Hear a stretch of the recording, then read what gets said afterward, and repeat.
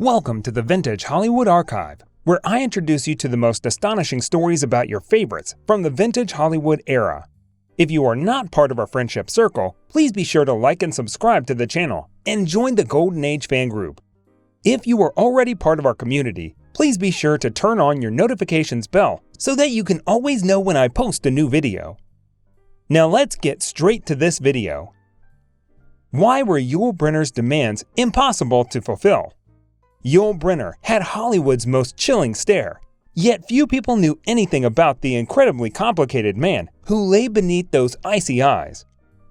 From his harrowing origins to his rise to stardom to his roller coaster of a love life, more people need to hear Yul Brynner's story. Yul Brynner, Hollywood's king of mean. Pretty, impossibly demanding, merciless. Was the most mesmerizing actor of his age, also the rudest. Known as the bald cowboy in The Magnificent Seven and the sexy, charismatic male lead in The King and I, Yul Brynner was a Hollywood paragon of masculinity. Beyond his distinctive appearance and distinguishing acting career was a life of intrigue and concocted tales surrounding his youth. Born Yul Brynner in Russia, he played gypsy guitar and worked as a trapeze clown until a severe injury motivated him to pursue his interest in theater. He won a Best Actor Oscar for playing King Mongkok of Siam in the 1956 film version of the Rodgers and Hammerstein musical, The King and I. The film remains banned in Thailand because the monarch was portrayed as a villain, bad-tempered, and autocratic, all words that could equally have applied to Brynner. With accounts of his personal and professional success and failures, his life includes his marriages, his numerous and notorious affairs with such stars as Judy Garland, Joanne Crawford, and Ingrid Bergman. The international nomad's atypical destiny will take him through multiple colorful circles, from Parisian cabarets to Broadway stages, all the way to Hollywood studios. Towing the line between reality and fiction, his life led him to build a king-size persona. From The King and I to The Magnificent Seven and Westworld, this documentary shows how Yul Brynner's kingly character infused his acting as well as his personal life. Yul Brynner had a historic Broadway career, spending 34 years acting as King Mongkok in The King and I on Broadway and starring in the 1956 film adaptation. He shaved his head for the role, and it became his signature look. The actor dazzled crowds with more than 4,600 performances as the King of Siam, spanning 3 decades. Discover the amazing life of the best-looking bald actor.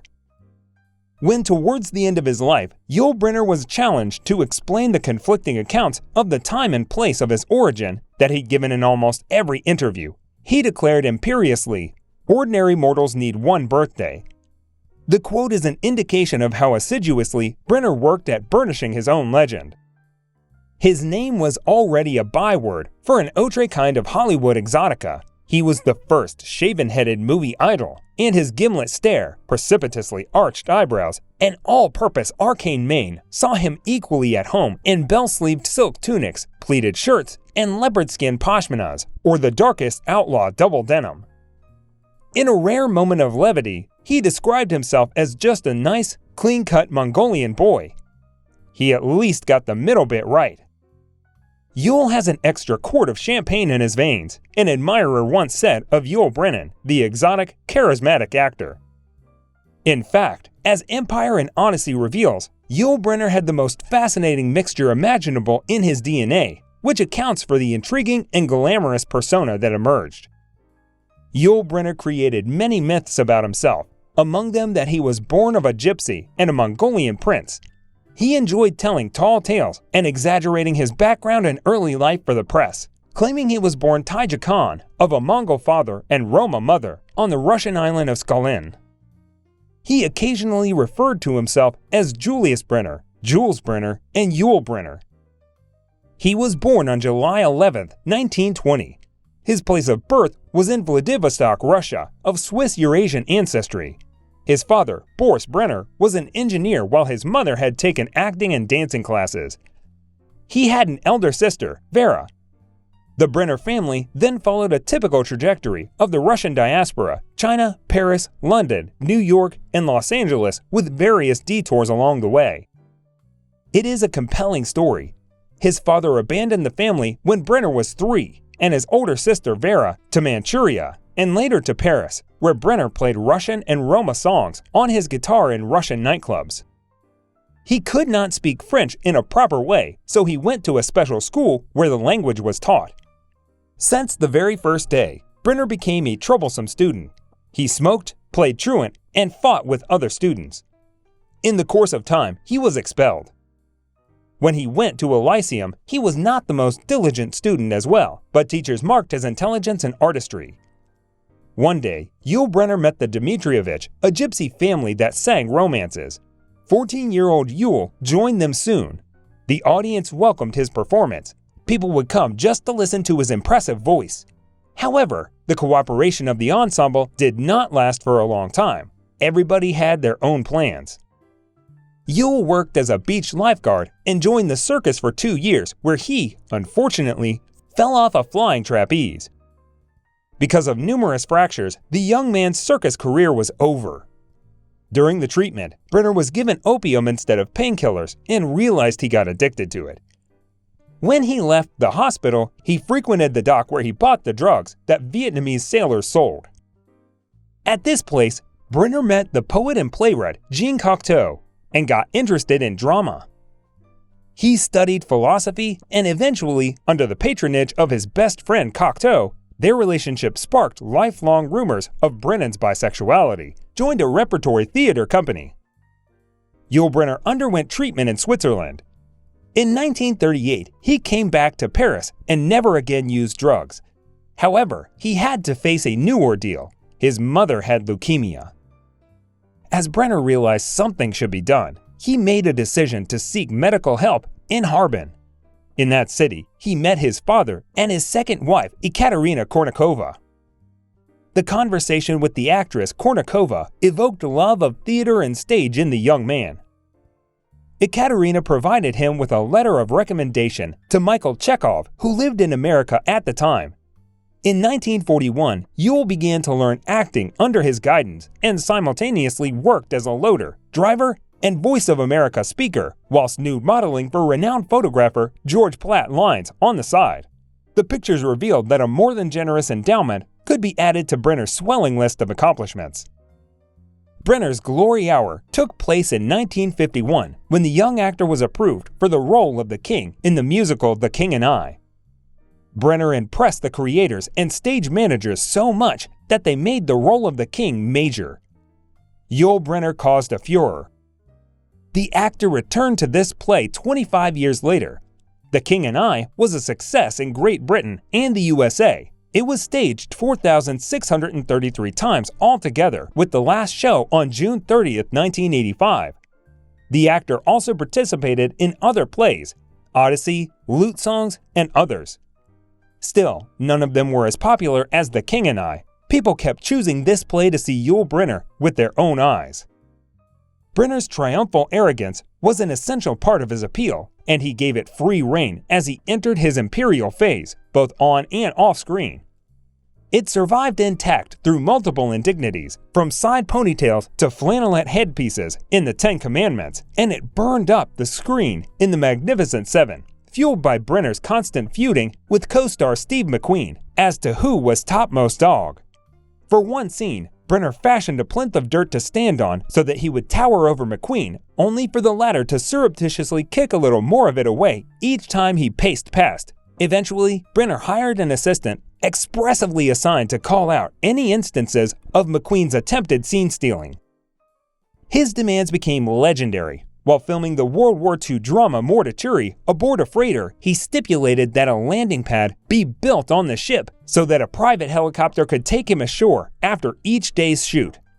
Likewise, he had a special lift installed in the theater where The King and I played, big enough to accommodate his 20-foot-long white limo to spare him the daily ordeal of rubbing shoulders with eager fans.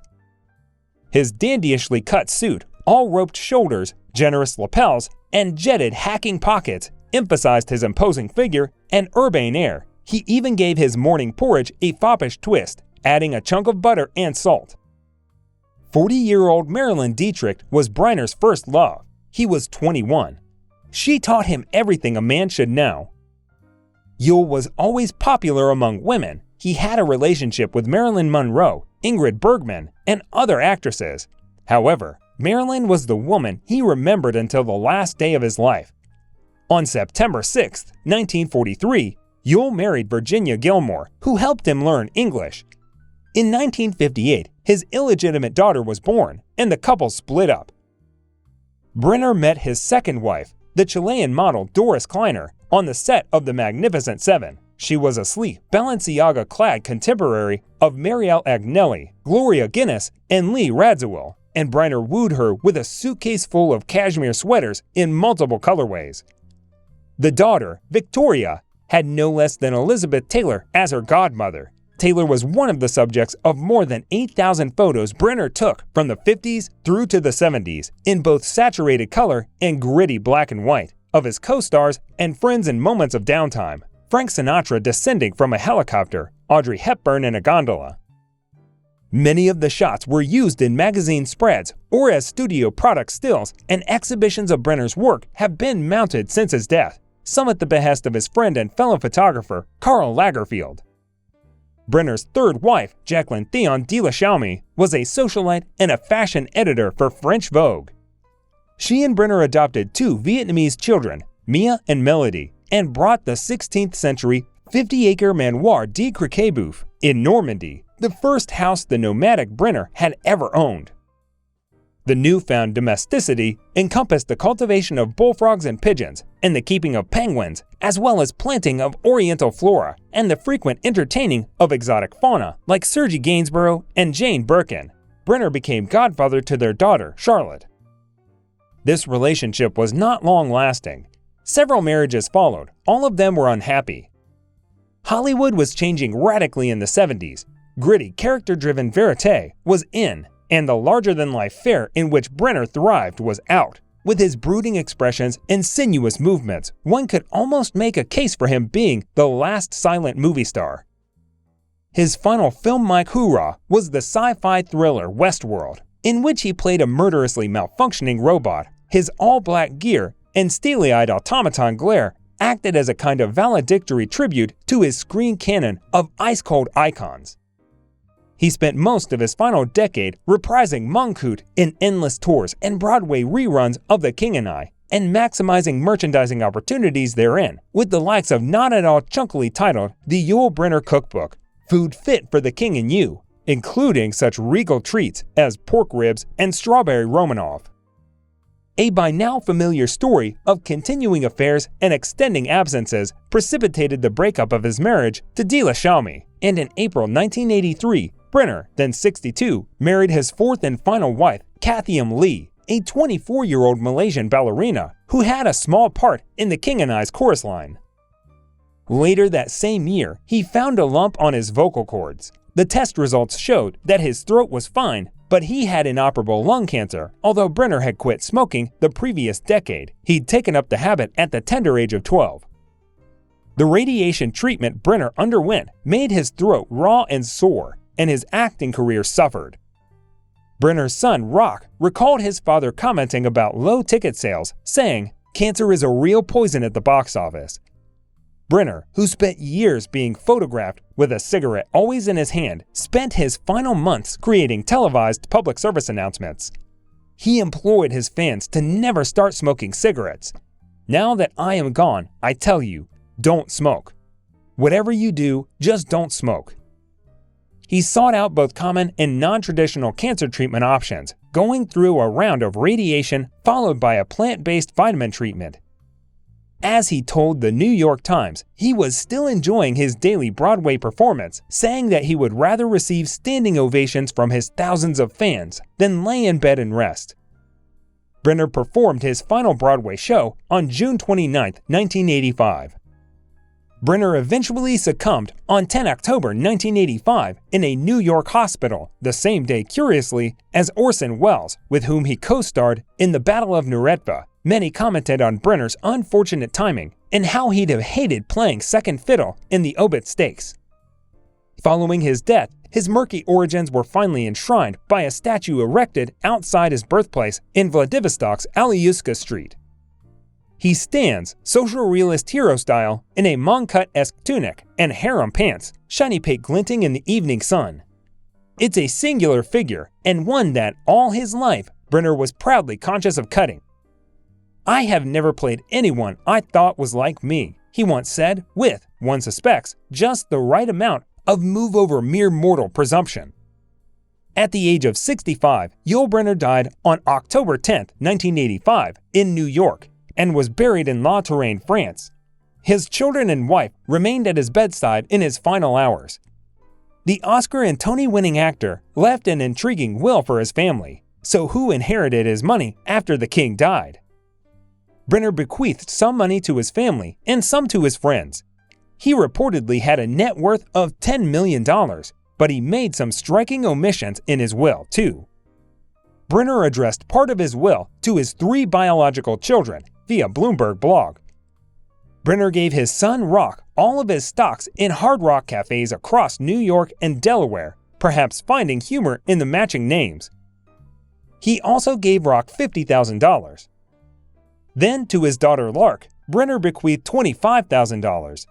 He established a $100,000 trust fund for his daughter Victoria and lavished her with another $50,000.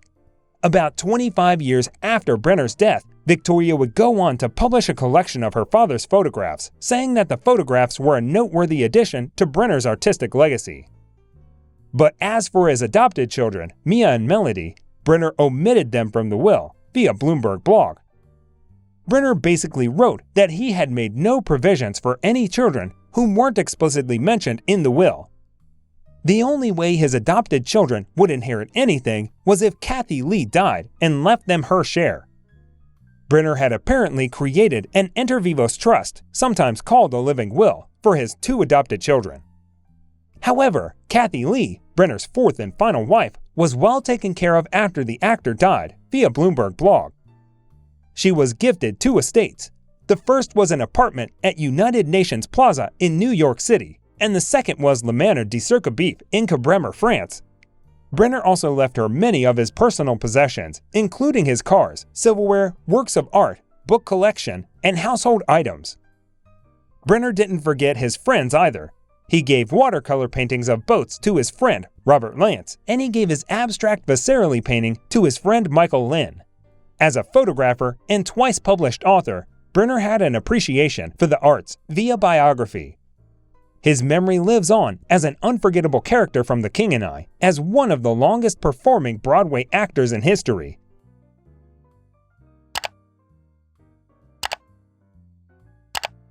Yul Brynner was able to leave his legacy in a loving family, but not every Hollywood actor had something to leave behind. How did Joan Leslie was scammed and lost everything? Watch this video and find out.